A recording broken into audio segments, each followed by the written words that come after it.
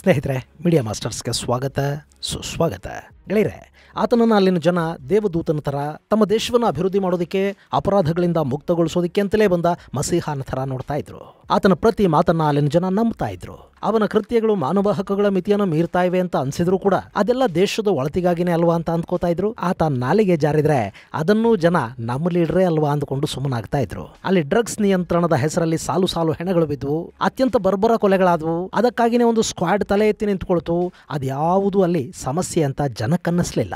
ಆದ್ರೆ ಯಾವಾಗ ಆ ನಾಯಕ ಅಮೆರಿಕಾನ ಬೈಯೋದಕ್ಕೆ ಶುರು ಮಾಡಿದ್ನೋ, ಅಮೆರಿಕಾದ ಅಧ್ಯಕ್ಷನನ್ನ ಜಾರಿಣಿಯ ಮಗ ಅನ್ನೋ ಥರದ ಪದಪ್ರಯೋಗಗಳಿಂದ ಸಂಬೋಧಿಸೋದಕ್ಕೆ ಶುರು ಮಾಡಿದ್ನೋ, ನಾನು ಚೈನಾ ಜೊತೆ ಸೇರ್ಕೊಳ್ತೀನಿ ಅಂತ ಬಹಿರಂಗವಾಗಿ ಹೇಳೋದಕ್ಕೆ ನಿಂತನೋ, ಆತನ ನಸೀಬು ಬದಲಾಗತೊಡಗಿತು. ಯಾವ ದೇಶದ ಜನ ಆತನನ್ನ ಪ್ರೀತಿಸ್ತಾ ಇದ್ರೋ ಅವರೇ ಆತನ ಬಗ್ಗೆ ಅಸಹ್ಯ, ಅಸಮಾಧಾನ, ಅಸಹನೆಗಳನ್ನ ಬೆಳೆಸ್ಕೊಳ್ತಾ ಹೋದ್ರು. ಒಂದು ದೇಶದ ಅತ್ಯಂತ ಜನಪ್ರಿಯ ಅಧ್ಯಕ್ಷ ಈಗ ಅಂತಾರಾಷ್ಟ್ರೀಯ ನ್ಯಾಯಾಲಯದ ಕಣ್ಣಲ್ಲಿ ಆರೋಪಿಯಾಗಿದ್ದಾನೆ. ಆತನನ್ನ ಆತನದ್ದೇ ದೇಶದಲ್ಲಿ ಬಂಧಿಸಲಾಗಿದೆ.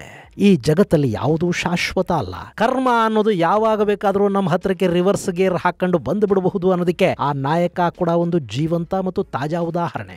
ಅಂದಹಾಗೆ ಆತನ ಹೆಸರು ಡ್ಯೂಟರ್ಟೆ. ಫಿಲಿಪೀನ್ಸ್ನ ಮಾಜಿ ಅಧ್ಯಕ್ಷ ರಾಡ್ರಿಗೋ ಡ್ಯೂಟರ್ಟೆ. ಡ್ಯೂಟರ್ಟೆ ರೋಡಿ ಅಂತ ಕರೆಸ್ಕೊಳ್ತಾ ಇದ್ದ ಈ ನಾಯಕ ಮಾದಕ ವಸ್ತುಗಳ ವಿರುದ್ಧ ಕಾರ್ಯಾಚರಣೆಯ ಕಾರಣದಿಂದ ಸಾಕಷ್ಟು ಸುದ್ದಿಯಲ್ಲಿದ್ದ.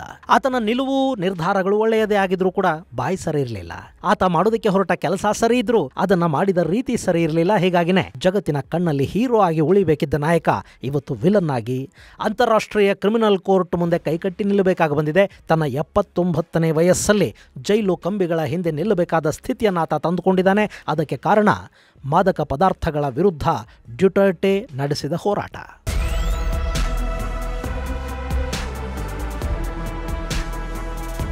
ಗೆಳೆಯರೆ, ಇವತ್ತು ಭಾರತ ಸೇರಿದಂತೆ ಇಡೀ ಜಗತ್ತಿಗೆ ಶಾಪವಾಗಿರೋದು ಮಾದಕ ಪದಾರ್ಥಗಳ ವ್ಯಸನ. ನಮ್ಮಲ್ಲಿ ಶಾಲಾ ಕಾಲೇಜುಗಳ ಮುಂದೆ ಕೂಡ ಮಾದಕ ಪದಾರ್ಥಗಳನ್ನು ಮಾರಾಟ ಮಾಡೋ ಜಾಲಗಳಿವೆ ಅನ್ನೋದನ್ನ ಆಗಾಗ ನಾವು ಕೇಳ್ತಾ ಇರ್ತೀವಿ. ನಮ್ಮ ಪೊಲೀಸರು ಯಾವಾಗಾದ್ರೂ ಒಮ್ಮೆ ಮಾದಕ ಪದಾರ್ಥಗಳ ಜಾಲಗಳನ್ನು ಬೇಟೆಯಾಡೋ ಕೆಲಸ ಮಾಡ್ತಾ ಇರ್ತಾರೆ. ಇಷ್ಟು ಬಿಟ್ರೆ ಮಾದಕ ಜಾಲವನ್ನ ಸಂಪೂರ್ಣವಾಗಿ ನಿಯಂತ್ರಿಸೋದಕ್ಕೆ ಸಾಧ್ಯ ಆಗ್ತಾ ಇಲ್ಲ.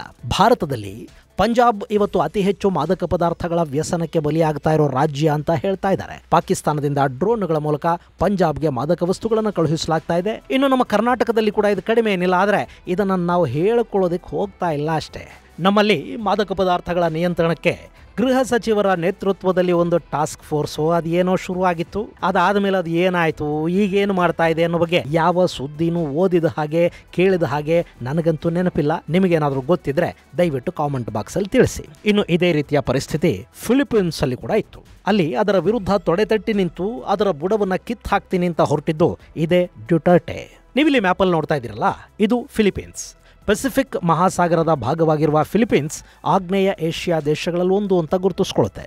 ಇದು 7641 ದ್ವೀಪಗಳಿಂದ ಕೂಡಿರುವ ಸರಿಸುಮಾರು 3 ಲಕ್ಷ ಕಿಲೋಮೀಟರ್ನಷ್ಟು ವಿಸ್ತೀರ್ಣವನ್ನು ಹೊಂದಿರುವ ಒಂದು ದೇಶ. ಇದರ ವಿಸ್ತೀರ್ಣವನ್ನು ಸಿಂಪಲ್ ಆಗಿ ಹೇಳೋದಾದ್ರೆ ಇದು ನಮ್ಮ ಕರ್ನಾಟಕ ಮತ್ತು ತಮಿಳುನಾಡುಗಳನ್ನು ಸೇರಿಸಿದ್ರೆ ಎಷ್ಟು ಭೂಭಾಗ ಆಗುತ್ತೋ ಅದಕ್ಕಿಂತ ಸ್ವಲ್ಪ ಚಿಕ್ಕದು. ಆದರೆ ಇಲ್ಲಿ 12 ಕೋಟಿಗೂ ಅಧಿಕ ಜನ ವಾಸ ಮಾಡ್ತಾರೆ. ಹೀಗಾಗಿ ಇದನ್ನು ಜಗತ್ತಿನ ಅತಿ ಹೆಚ್ಚು ಜನಸಂಖ್ಯೆಯನ್ನು ಹೊಂದಿರುವ ದೇಶಗಳ ಪಟ್ಟಿಯಲ್ಲಿ 12ನೇ ಸ್ಥಾನದಲ್ಲಿ ನೋಡೋದಕ್ಕೆ ಸಾಧ್ಯ ಆಗ್ತಾ ಇದೆ. ಈ Philippines Taiwan, Japan, pulao, Indonesia, Malaysia, Vietnam ಹಾಗೂ ಚೈನಾಗಳ ಜೊತೆ ಸಮುದ್ರದ ಗಡಿಯನ್ನು ಹಂಚಿಕೊಳ್ಳುತ್ತೆ. ಇಲ್ಲಿನ ರಾಜಧಾನಿ ಮನಿಲಾ ನಗರ. ಇನ್ನು ಈ ಫಿಲಿಪೀನ್ಸ್ ಒಂದು ಕಾಲಕ್ಕೆ ರಾಜಾಡಳಿತದಲ್ಲಿತ್ತು.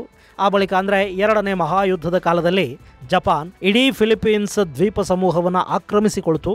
ಅದಾದ ನಂತರ 1945ರಲ್ಲಿ ಜಪಾನ್ ವಿಶ್ವಯುದ್ಧದಲ್ಲಿ ಸೋತು ಶರಣಾದ ಮೇಲೆ ಫಿಲಿಪೀನ್ಸ್ ಅಮೆರಿಕಾದ ಕೈವಶ ಆಯಿತು. 1946ರಲ್ಲೇ ಫಿಲಿಪೀನ್ಸ್ಗೆ ಸ್ವಾತಂತ್ರ್ಯ ಸಿಕ್ತು. ಮುಂದೆ ಈ ದೇಶ ಸೋವಿಯತ್ ಹಾಗೂ ಅಮೆರಿಕಾಗಳ ನಡುವಿನ ಶೀತಲ ಸಮರದ ಕಾಲದಲ್ಲಿ ದೊಡ್ಡ ಪಾತ್ರವನ್ನು ಕೂಡ ನಿರ್ವಹಿಸಿತು. ಇನ್ನು 1965ರಲ್ಲಿ ಫರ್ಡಿನೆಂಡ್ ಮಾರ್ಕೋಸ್ ಫಿಲಿಪೀನ್ಸ್ನ ಅಧ್ಯಕ್ಷರಾದರು. ಅವರಿಗೆ ಅದು ಏನಾಯ್ತು ಗೊತ್ತಿಲ್ಲ. 1972ರಲ್ಲಿ ಆ ದೇಶದ ಮೇಲೆ ಅವರು ಮಾರ್ಷಲ್ ಲಾನ ಹೇರ್ಬಿಟ್ರು. ಆ ನಂತರ 1981ರವರೆಗೆ ಅಲ್ಲಿ ಮಾರ್ಷಲ್ ಲಾನೇ ಇತ್ತು.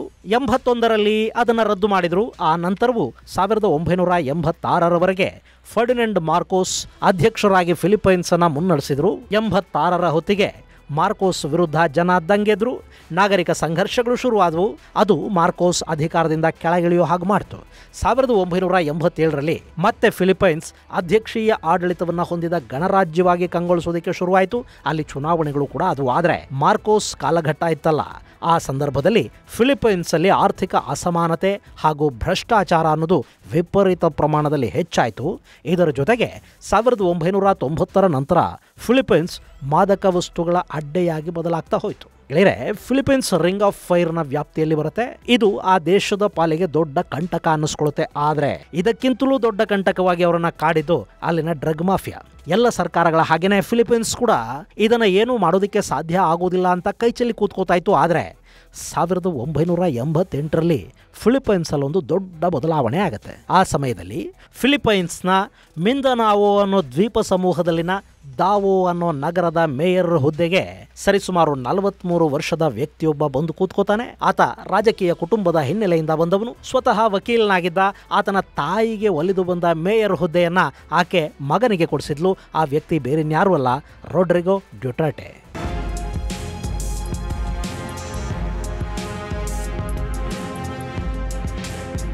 ಗೆಳೆಯರೆ, ಡ್ಯುಟರ್ಟೆಯ ರಾಜಕೀಯ ಜೀವನದ ಉತ್ತುಂಗ ಅನ್ನೋದು ಆರಂಭ ಆಗೋದೇ ಹೀಗೆ. ಆತ ದಾವೋ ನಗರದ ಮೇಯರ್ ಆಗಿ ಆಯ್ಕೆಯಾದ ನಂತರ ಆ ನಗರದಲ್ಲಿ ಇದ್ದಕ್ಕಿದ್ದ ಹಾಗೆ ಒಂದಷ್ಟು ಹೆಣಗಳು ಬೀಳೋದಕ್ಕೆ ಶುರುವಾದವು. ಹಾಗಂತ ಅದೇನು ಕ್ರೈಮ್ ಸಿಟಿ ಆಗಿರಲಿಲ್ಲ. ಆದರೆ ಅಲ್ಲಿನ ಮಾದಕ ವ್ಯಸನಿಗಳು, ಮಾದಕ ದ್ರವ್ಯಗಳನ್ನು ಪೂರೈಸುತ್ತಿದ್ದವರು, ಇಂಥವರೆಲ್ಲ ಒಬ್ಬೊಬ್ಬರಾಗಿ ಬಲಿಯಾಗ್ತಾ ಹೋಗ್ತಾ ಇದ್ರು. ಆ ಸಾವುಗಳು ಹೇಗಾಗ್ತಾ ಇದ್ವು, ಅದರ ಹಿಂದೆ ಯಾರಿದ್ರು ಅನ್ನೋದು ಯಾರಿಗೂ ಗೊತ್ತಾಗ್ತಾ ಇರಲಿಲ್ಲ. ಆದರೆ ಆ ಹೆಣಗಳು ಬಿದ್ದ ಜಾಗದಲ್ಲಿ ಪ್ರಜಾಸೇವಕ ಅನ್ನೋ ಒಂದು ಬೋರ್ಡ್ ಮಾತ್ರ ಇರ್ತಾ ಇತ್ತು. ಅಲ್ಲಿಗೆ ಯಾರೋ ದಾವೋ ನಗರವನ್ನ ಸರಿಪಡಿಸೋದಕ್ಕೆ, ಅಲ್ಲಿನ ಜನರಿಗೆ ಸಹಾಯ ಮಾಡೋದಕ್ಕೆ ಈ ಹತ್ಯೆಗಳನ್ನ ಮಾಡ್ತಾ ಇದ್ದಾರೆ ಅನ್ನೋದು ಮಾತ್ರ ಜನಕ್ಕೆ ಖಚಿತವಾಗ್ತಾ ಇತ್ತು. ಇಂಥ ಹತ್ಯೆಗಳಲ್ಲಿ ಸತತವಾಗಿ ನಡೀತಾ ಹೋದ್ವು. 2013ರವರೆಗೆ ಡ್ಯುಟರ್ಟೆ 4 ಬಾರಿ ದಾವೋ ನಗರದ ಮೇಯರ್ ಆಗಿ ಆಯ್ಕೆಯಾದರು. 2010ರಲ್ಲಿ ಉಪಮೇಯರ್ ಕೂಡ ಆಗೋ ಡ್ಯುಟರ್ಟೆ ದಾವೋ ನಗರವನ್ನು ಆಮೂಲಾಗ್ರವಾಗಿ ಬದಲಾಯಿಸ್ತಾ ಹೋದರು. ಅವೇ ದಿನಗಳಲ್ಲೇ ದಾವೋ ನಗರದಲ್ಲಿ ಬಲ ಮತ್ತು ಎಡಪಂಥೀಯ ನಾಯಕರ ಕಿತ್ತಾಟಗಳು ನಡೀತಾ ಇದ್ವು. ಅದೊಂದು ದೊಡ್ಡ ಸಂಘರ್ಷದ ನಗರವಾಗಿ ಕಾಣಿಸ್ಕೊಳ್ತಾ ಇತ್ತು. ಆದರೆ ಡ್ಯುಟರ್ಟೆ ಮೇಯರ್ ಆದ ಬಳಿಕ ಅದೆಲ್ಲದಕ್ಕೂ ಬ್ರೇಕ್ ಬೀಳ್ತು. ಅಲ್ಲಿನ ಕ್ರೈಮ್ ಅನ್ನ ಕಂಟ್ರೋಲ್ ಮಾಡೋದಕ್ಕೆ ಡ್ಯುಟರ್ಟೆ ಸಾಕಷ್ಟು ಕ್ರಮಗಳನ್ನು ಕೈಗೊಳ್ತಾ ಹೋದ್ರು. ರಾತ್ರಿ 1ರಿಂದ ಬೆಳಗ್ಗೆ 8ರವರೆಗೆ ಆಲ್ಕೋಹಾಲ್ ಮಾರಾಟವನ್ನು ನಿಷೇಧ ಮಾಡಲಾಯಿತು. ಅಪಘಾತಗಳನ್ನು ನಿಯಂತ್ರಿಸೋದಕ್ಕೆ ವಾಹನಗಳ ವೇಗಕ್ಕೆ ಕಡಿವಾಣ ಹಾಕಿದ್ರು. ಹೀಗೆ ಡ್ಯುಟರ್ಟೆ ಮೇಯರ್ ಆಗಿದ್ದ ಅವಧಿಯಲ್ಲಿ ದಾವೋ ನಗರ ಸಾಕಷ್ಟು ಬದಲಾವಣೆಗಳನ್ನು ಕಾಣ್ತು. ಇಡೀ ಫಿಲಿಪೈನ್ಸ್ ಅಲ್ಲೇ ಅತ್ಯಂತ ಸುರಕ್ಷಿತ ನಗರ ಅನ್ನೋ ಖ್ಯಾತಿಗೆ ದಾವೋ ಪಾತ್ರ ಆಯಿತು. 98, 99, 2013 ಹಾಗೂ 2014ರಲ್ಲಿ most child friendly city for highly urbanised ಕ್ಯಾಟಗರಿಯಲ್ಲಿ ಈ ನಗರ ಪ್ರಶಸ್ತಿಯನ್ನು ಕೂಡ ಪಡ್ಕೊಳ್ತಾ ಹೋಯಿತು. ಹೀಗೆ ಡ್ಯುಟರ್ಟೆ ಆ ನಗರವನ್ನ ಸೇಫೆಸ್ಟ್ ಸಿಟಿಯನ್ನಾಗಿ ಮಾಡೋದಕ್ಕೆ ಸಾಧ್ಯ ಆಗಿದ್ದು ಅವರ ಅಧಿಕಾರಾವಧಿಯಲ್ಲಿ ನಡೆಸಿದ ಎಕ್ಸ್ಟ್ರಾ ಜುಡಿಷಿಯಲ್ ಕಿಲ್ಲಿಂಗ್ಗಳ ಕಾರಣದಿಂದ ಅಂತ ಹೇಳ್ತಾರೆ. ಗೆಳೆಯರೆ, ಡ್ಯುಟರ್ಟೆ ಫಿಲಿಪೈನ್ಸ್ ಅಲ್ಲಿ ಫೇಮಸ್ ಆಗೋದೇ ಡ್ರಗ್ ಮಾಫಿಯಾನ ಕಂಟ್ರೋಲ್ ಮಾಡಿದ ಕಾರಣಕ್ಕೆ. ಒಂದು ಲೆಕ್ಕಾಚಾರದ ಪ್ರಕಾರ ದಾವೋ ನಗರದಲ್ಲಿ ಡೆತ್ ಸ್ಕ್ವಾಡ್ ಒಂದನ್ನ ಅವರು ಸಿದ್ಧಪಡಿಸಿದ್ರಂತೆ. ಅದನ್ನ DDS ಅಂತ ಕರೀತಾ ಇದ್ರಂತೆ, ಅಂದ್ರೆ ದಾವೋ ಡೆತ್ ಸ್ಕ್ವಾಡ್ ಅಂತ. 1998ರಿಂದ 2008ರ ನಡುವೆ ಈ ಸ್ಕ್ವಾಡ್ ಸರಿಸುಮಾರು 1020 ಮಂದಿಯನ್ನ ಬಲಿ ಹಾಕ್ತು ಅಂತ ಆಮ್ನೆಸ್ಟಿ ಇಂಟರ್ನ್ಯಾಷನಲ್ ಹೇಳ್ತಾ ಇದೆ. ಈ ಎಲ್ಲ ಹತ್ಯೆಗಳ ಹಿಂದೆ ಡ್ಯುಟರ್ಟೆ ಇದ್ರು ಅನ್ನೋ ಆರೋಪ ಕೇಳಿಬರುತ್ತೆ. ಇಲ್ಲಿ ಯಾವೆಲ್ಲ ಹುಡುಗರು ಮಾದಕ ವ್ಯಸನಿಗಳಾಗಿದ್ರು, ಯಾರದನ್ನು ಮಾರಾಟ ಮಾಡ್ತಾ ಇದ್ರು ಅಂಥವರನ್ನೆಲ್ಲ ಕೂಡ ಈ ತಂಡ ಹೊಡೆದು ಹಾಕ್ತಾ ಹೋಯಿತು. ಇದು ಅಲ್ಲಿನ ಜನರಿಗೆ ಡ್ರಗ್ ಮುಕ್ತ ವಾತಾವರಣವನ್ನು ಕೊಡುವ ಭರವಸೆಯನ್ನು ಕೊಡ್ತಾ ಇತ್ತು.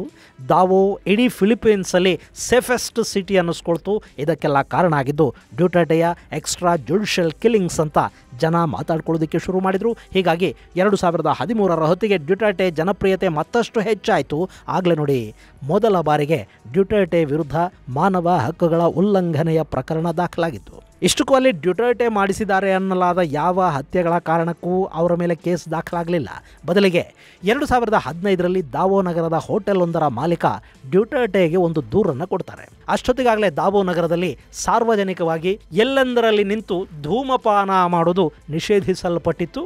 ಹೀಗಾಗಿ ಅಲ್ಲಿ ಯಾರೋ ಒಬ್ಬ ಸಿಗರೇಟೋ ಸೇತ್ತಿದ್ದಾನೆ ಅಂತ ಅಲ್ಲಿನ ಹೋಟೆಲ್ ಮಾಲೀಕನೊಬ್ಬ ನೇರವಾಗಿ ಡ್ಯುಟರ್ಟೆಗೆ ಫೋನ್ ಮಾಡಿ ಹೇಳ್ದ. ಇನ್ನು ಈ ಡ್ಯುಟರ್ಟೆ ಅನ್ನೋ ನಾಯಕ ಕೂಡ ಅದಿನ್ನೆಂಥ ಮನುಷ್ಯ ನೋಡಿ, ಇಂಥದ್ದೊಂದು ಫೋನ್ ಕಾಲ್ ಬಂದ್ರೆ ಅಲ್ಲಿಗೆ ಪೊಲೀಸರನ್ನೋ ಯಾರನ್ನಾದ್ರೂ ಕಳುಹಿಸಬೇಕಲ್ವಾ. ಆದ್ರೆ ಡ್ಯುಟರ್ಟೆ ತನ್ನ ಬೆಂಗಾವಲು ಪಡೆಯೊಂದಿಗೆ ಖುದ್ದು ತಾನೇ ಆ ಹೋಟೆಲ್ ಹತ್ರಕ್ಕೆ ಬಂದು ಬಿಡ್ತಾರೆ. ಅಲ್ಲಿ ಧೂಮಪಾನ ಮಾಡ್ತಾ ನಿಂತಿದ್ದವರು ವಿದೇಶಿ ಪ್ರಜೆಗಳು. ಅವರಿಗೆ ಡ್ಯುಟರ್ಟೆ ಯಾರು, ಅಲ್ಲಿಗೆ ಬಂದವರು ಯಾರು ಇದು ಯಾವುದೂ ಗೊತ್ತಿರಲಿಲ್ಲ. ಹೀಗಾಗಿ ಈತ ಹೇಳಿದ ಮಾತನ್ನು ಅವರು ಕೇಳಲಿಲ್ಲ. ಅಲ್ಲೊಂದು ವಾದ ವಿವಾದ ಶುರುವಾಯಿತು. ತಕ್ಷಣ ಡ್ಯುಟರ್ಟೆಯ ಬೆಂಗಾವಲು ಪಡೆಗೆ ಸೇರಿದವನೊಬ್ಬ ಆ ವಿದೇಶಿ ಪ್ರಜೆಯ ಎರಡೂ ತೊಡೆಗಳ ಮಧ್ಯಕ್ಕೆ ಒಂದು ಬ್ಲಾಂಕ್ ಫೈರ್ ಮಾಡ್ದ. ಅಲ್ಲಿ ಯಾರಿಗೂ ಪ್ರಾಣಾಪಾಯ ಆಗಲಿ ಅಥವಾ ಗಾಯ ಆಗಲಿ ಏನೂ ಆಗಲಿಲ್ಲ. ಆದರೆ ಈ ಫೈರ್ ಮಾಡಿದ್ದು ಆ ವಿದೇಶಿಗರಲ್ಲಿ ಭಯ ಹುಟ್ಟಿಸ್ತು. ಅವರೊಂದು ಕ್ಷಮೆ ಕೇಳಿ ಅಲ್ಲಿಂದ ಹೊರಟು ಕೂಡ ಹೋದ್ರು. ಅಲ್ಲಿಗೆ ಎಲ್ಲ ಸರಿ ಹೋಗಬೇಕಿತ್ತು, ಆದರೆ ಇದು ಇಲ್ಲಿಗೆ ನಿಲ್ಲಿಲ್ಲ. ಅವತ್ತು ಹೀಗೆ ಫೈರ್ ಮಾಡಿಸ್ಕೊಂಡು ಕ್ಷಮೆ ಕೇಳಿ ಅಲ್ಲಿಂದ ತನ್ನ ದೇಶಕ್ಕೆ ಹೋದ್ನಲ್ಲ ಆ ವಿದೇಶಿ ಪ್ರಜೆ, ಅವನು ತನ್ನ ದೇಶಕ್ಕೆ ಹೋದ ನಂತರ ಅಲ್ಲಿ ಮಾನವ ಹಕ್ಕುಗಳ ಆಯೋಗ ಮತ್ತು ಮಾನವ ಹಕ್ಕುಗಳ ಕಾರ್ಯಕರ್ತರ ಸಹಾಯವನ್ನು ಪಡ್ಕೊಂಡು ಡ್ಯುಟರ್ಟೆ ವಿರುದ್ಧ ಒಂದು ಪ್ರಕರಣವನ್ನು ದಾಖಲು ಮಾಡ್ತಾನೆ. ಹೀಗೆ ಅಂತಾರಾಷ್ಟ್ರೀಯ ಮಟ್ಟದಲ್ಲಿ ದಾಖಲಾದ ಪ್ರಕರಣ ಈ ಹಿಂದೆ ಡ್ಯುಟರ್ಟೆ ನಡೆಸಿದ್ದ ಎಲ್ಲ ಹತ್ಯೆಗಳ ಬಗ್ಗೆ ಒಂದು ತನಿಖೆ ಆರಂಭ ಆಗೋ ಹಾಗೆ ಮಾಡುತ್ತೆ. ಹೀಗಿರುವಾಗಲೇ ಡ್ಯುಟರ್ಟೆ ತಮ್ಮ 70ನೇ ವಯಸ್ಸಿಗೆ ಫಿಲಿಪೈನ್ಸ್ನ ಅಧ್ಯಕ್ಷೀಯ ಚುನಾವಣೆಗೆ ಸ್ಪರ್ಧೆ ಮಾಡ್ತಾರೆ. ಆಗ ಕೂಡ ಅಧ್ಯಕ್ಷರಾಗುವಂತೆ ಜನರ ಒತ್ತಾಯ ಹೆಚ್ಚಾಗುತ್ತೆ. ಆದ್ರೆ ಚುನಾವಣೆಗೆ ಬೇಕಾದಷ್ಟು ಹಣ ನನ್ನ ಬಳಿ ಇಲ್ಲ ಅಂತ ಹೇಳ್ತಾ ಬಂದ ಡ್ಯುಟರ್ಟೆ ಕಡೆಗೆ ತಮ್ಮನ್ನ ಅಧ್ಯಕ್ಷರನ್ನಾಗಿ ಆರಿಸಿತಂದ್ರೆ ಡ್ರಗ್ ಮಾಫಿಯಾದ ಅಪ್ಪಂದಿರನ್ನ ಭೂಗತ ಮಾಡ್ತೀನಿ ಅಂತ ಭಾಷಣ ಮಾಡ್ತಾರೆ. ಹಾಗೇನೆ ದೇಶದ ಭ್ರಷ್ಟಾಚಾರವನ್ನ ಕಡಿಮೆ ಮಾಡೋದಾಗಿ ಮಾತಾಡ್ತಾರೆ. ಇದು ಫಿಲಿಪೀನ್ಸ್ನ ಜನಕ್ಕೆ ಇಷ್ಟ ಆಗುತ್ತೆ. ಹೀಗಾಗಿ 2016ರ ಅಧ್ಯಕ್ಷೀಯ ಚುನಾವಣೆಯಲ್ಲಿ ಡ್ಯುಟರ್ಟೆ ಗೆದ್ದು ಬರ್ತಾರೆ. ಆ ನಂತರ ಶುರುವಾಗಿದ್ದೆ ಡ್ರಗ್ ಮಾಫಿಯಾ ವಿರುದ್ಧದ ಡ್ಯುಟರ್ಟೆ ಯುದ್ಧ.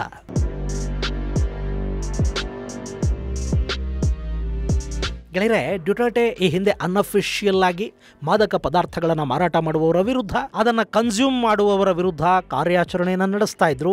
ಆದರೆ ಈಗ ಅಧ್ಯಕ್ಷರಾದ ನಂತರ on the order of the president ಅನ್ನೋ ಅಸ್ತ್ರವೊಂದು ಪೊಲೀಸರ ಕೈಗೆ ಹಾಗೂ ಡೆತ್ ಸ್ಕ್ವಾಡ್ ಕೈಗೆ ಸಿಗುತ್ತೆ. ಹೀಗಾಗಿ ಅಲ್ಲಿ ಮಾದಕ ವ್ಯಸನಿಗಳು ಹಾಗೂ ಮಾರಾಟಗಾರರ ಬೇಟೆ ಅಧಿಕೃತವಾಗಿ ಶುರುವಾಗಿ ಹೋಗುತ್ತೆ. ಈ ಬೇಟೆಯಲ್ಲಿ ಫಿಲಿಪೈನ್ಸ್ ಅಲ್ಲಿ ಸಣ್ಣ ಸಣ್ಣ ಮಾದಕ ವ್ಯಸನಿಗಳಿಂದ ಹಿಡಿದು ದೊಡ್ಡ ದೊಡ್ಡ ಡೀಲರ್ಗಳವರೆಗೆ ಸಿಕ್ಕವರನ್ನ ಪೊಲೀಸರು ಹಾಗೂ ಡೆತ್ ಸ್ಕ್ವಾಡ್ಗಳು ಹೊಡೆದು ಹಾಕೋದಕ್ಕೆ ಶುರು ಮಾಡುತ್ತವೆ. ಅದರ ಪರಿಣಾಮ ಕೇವಲ 6 ವರ್ಷಗಳಲ್ಲಿ ಫಿಲಿಪೈನ್ಸ್ ಅಲ್ಲಿ 6,000 ಮಂದಿಯನ್ನ ಯಮಪುರಿಗೆ ಕಳುಹಿಸಲಾಯಿತು ಅಂತ ಹೇಳ್ತಾರೆ. ಇಲ್ಲಿ ಆ ಮಾದಕ ವ್ಯಸನಿಗಳನ್ನ ಡೀಲರ್ಗಳನ್ನ ಹೊಡೆದು ಹಾಕೋದಿಕ್ಕೆ ಅಂತಲೇ ಬಿಡ್ಡಿಂಗ್ ನಡೀತಾ ಇತ್ತಂತೆ. ಪೊಲೀಸರು ಕೂಡ ದಯೆ ದಾಕ್ಷಿಣ್ಯ ಏನೂ ಇಲ್ಲದೆ ಯಾರನ್ನಂದ್ರೆ ಅವರನ್ನ ಮೇಲಕ್ಕೆ ಕಳುಹಿಸ್ತಾ ಹೋದ್ರಂತೆ. ಈ ಸಂದರ್ಭದಲ್ಲೇ ಡ್ಯುಟರ್ಟೆ ಒಂದು ಭಾಷಣವನ್ನು ಮಾಡ್ತಾರೆ. ಅವತ್ತು ಹಿಟ್ಲರ್ ಇದ್ದ, ಅವನು ಯಹೂದಿಗಳನ್ನು ಸುಮ್ಮನೆ ಸಾಯಿಸ್ತಾ ಇದ್ದ. ಆದರೆ ನಾನು ಹಾಗಲ್ಲ, ಡ್ರಗ್ ಲಾರ್ಡ್ಗಳಿಗೆ ಮರಣ ಶಾಸನವನ್ನು ಬರೀತೀನಿ. ಫಿಲಿಪೀನ್ಸ್ ಅನ್ನ ಮಾದಕ ವ್ಯಸನದಿಂದ ಮುಕ್ತಗೊಳಿಸುವವರೆಗೆ ನಾನು ನಿದ್ದೆ ಮಾಡೋದಿಲ್ಲ ಅಂತ ಭಾಷಣ ಮಾಡ್ತಾರೆ. ಅದು ಆತನಿಗೆ ಸಾಕಷ್ಟು ಪ್ರಖ್ಯಾತಿಯನ್ನು ತಂದುಕೊಡುತ್ತೆ. ಆತನನ್ನ ಜನ ಹೀರೋ ಥರ ನೋಡೋದಕ್ಕೆ ಶುರು ಮಾಡ್ತಾರೆ. ಅದರ ಪರಿಣಾಮ ಏನು ಅನ್ನೋದು ಅಲ್ಲಿನ ಜನಕ್ಕೆ 6 ವರ್ಷಗಳ ನಂತರ ಗೊತ್ತಾಗತ್ತೆ. ನಿಜ, ಅಲ್ಲಿ ಮಾದಕ ಲೋಕವನ್ನ ಡ್ಯುಟರ್ಟೆ ನಿಯಂತ್ರಣ ಮಾಡಿದ್ರು. ಆದ್ರೆ ಆ ಭರದಲ್ಲಿ ಒಂದಷ್ಟು ಅಮಾಯಕರ ಹತ್ಯೆಗಳು ಕೂಡ ಆದವು. 7-8 ವರ್ಷದ ಹುಡುಗರನ್ನು ಕೂಡ ಕೊಲ್ಲಲಾಯಿತು. ಹತ್ಯೆಗಳನ್ನು ಪೊಲೀಸರು ಮಾಡಿದ್ರ, ಮಾದಕ ಲೋಕದ ಲಾರ್ಡ್ಗಳು ಮಾಡಿಸಿದ್ರ ಗೊತ್ತಿಲ್ಲ. ಆದ್ರೆ ಆ ಹತ್ಯೆಗಳು ದೇಶದಲ್ಲಿ ಭಾರಿ ಚರ್ಚೆಗೆ ಗ್ರಾಸ ಆದವು. ಅಂತಾರಾಷ್ಟ್ರೀಯ ಮಟ್ಟದಲ್ಲಿ ಕೂಡ ಡ್ಯುಟರ್ಟೆ ವಿರುದ್ಧ ಒಂದಷ್ಟು ದೇಶಗಳ ನಾಯಕರು ಮಾತನಾಡುವುದಕ್ಕಿದು ಕಾರಣ ಆಯಿತು. ಆದರೂ ಡ್ಯುಟರ್ಟೆಯ ಜನಪ್ರಿಯತೆಗೆ ಯಾವ ಕುಂದು ಬರಲಿಲ್ಲ. ಆದರೆ ಅಮೆರಿಕ ಡ್ಯುಟರ್ಟೆಯ ವಿರುದ್ಧ ಮಾತಾಡೋದಕ್ಕೆ ಶುರು ಮಾಡ್ತು. ಫಿಲಿಪೀನ್ಸ್ ಅಲ್ಲಿ ಮಾನವ ಹಕ್ಕುಗಳ ದಮನ ಆಗ್ತಾ ಇದೆ ಅಂತ ಅಮೆರಿಕದ ಅಧ್ಯಕ್ಷ ಒಬಾಮಾ ಮಾತಾಡಿದ್ರು.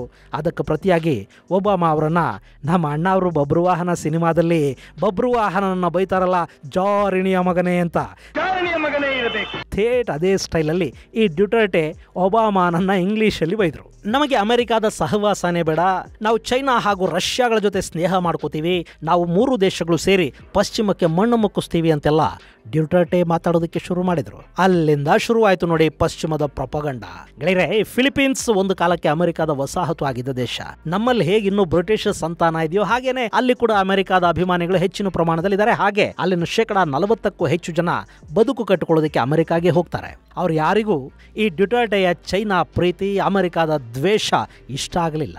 ಹೀಗಾಗಿ ಆತನ ಜನಪ್ರಿಯತೆ ಅನ್ನೋದು ಜ್ವರದ ಥರ ಅಲ್ಲಿ ಇಳಿತಾ ಹೋಯಿತು. ಆತನ ವಿರುದ್ಧ ಅಮೆರಿಕದ ಡೀಪ್ ಸ್ಟೇಟ್ ಕೂಡ ಸಾಕಷ್ಟು ಅಪಪ್ರಚಾರಕ್ಕೆ ಮುಂದಾಯಿತು. ಪರಿಣಾಮ 2022ರಲ್ಲಿ ಡ್ಯುಟರ್ಟೆಯ ಜನಪ್ರಿಯತೆ ಕಡಿಮೆ ಆಗಿತ್ತು. ಹಾಗೆ ಇಂಟರ್ನ್ಯಾಷನಲ್ ಕ್ರಿಮಿನಲ್ ಕೋರ್ಟಲ್ಲಿ ಈತನ ವಿರುದ್ಧ ಪ್ರಕರಣ ಕೂಡ ದಾಖಲಾಯಿತು. ಮಾನವ ಹಕ್ಕುಗಳ ಉಲ್ಲಂಘನೆ, ಎಕ್ಸ್ಟ್ರಾ ಜುಡಿಷಿಯಲ್ ಕಿಲ್ಲಿಂಗ್ಸ್ನ ಆರೋಪ ಈತನ ಮೇಲೆ ಬಂತು. ಆ ವಿಚಾರಣೆಯನ್ನು ನಡೆಸಿದ ನ್ಯಾಯಾಲಯ ಈಗ ಡ್ಯುಟರ್ಟೆಯ ಬಂಧನಕ್ಕೆ ಆದೇಶ ಕೊಡ್ತು. ಹೀಗಾಗಿ ಮಾರ್ಚ್ 12ನೇ ತಾರೀಕು ಡ್ಯುಟರ್ಟೆಯನ್ನು ಮನಿಲಾ ಏರ್ಪೋರ್ಟಲ್ಲಿ ಬಂಧಿಸಲಾಗಿದೆ.